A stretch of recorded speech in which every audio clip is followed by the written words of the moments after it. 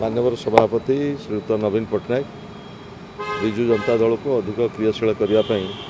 तीनोटी committee गठन करछन्ति एवं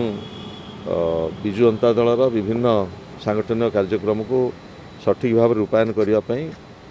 एक कमिटी गठन करछन जार आवाहक भाव में मते नियुक्त करछन्ति। सेथिपई मु प्रथमे दलर सभापति माननीय पूर्वतन मुख्यमंत्री श्रीयुक्त नवीन पट्टनायक को धन्यवाद एवं कृतज्ञता जणाई पुणी थे मो उपरे से आस्था प्रकट करछन्ति एवं विजु जनता दल को क्रियाशील करने शक्तिशाली करने चलचंचल करने एभली एक गुरु दायित्व मो उपर न्यस्त कर हजार हजार कर्मी एवं नेतृमंडल तरफ दलर सभापति की मु धन्यवाद एवं कृतज्ञता जनाऊँगी एवं आमर आज एक गुरुत्वपूर्ण बैठक हम ए बैठक पर आमर रणकौशल तैयारी हम रोडमैप तैयारी हम किभली भाव में आमर 30टी जिला एवं 2टी सांगठनिक जिले में दलर कार्यक्रम को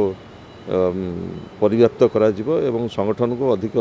शक्तिशाली करा जिवो एवं उत्तरदायी करा जिवो सेथिपई समस्त प्रकार पदक्षेप निया जिवो।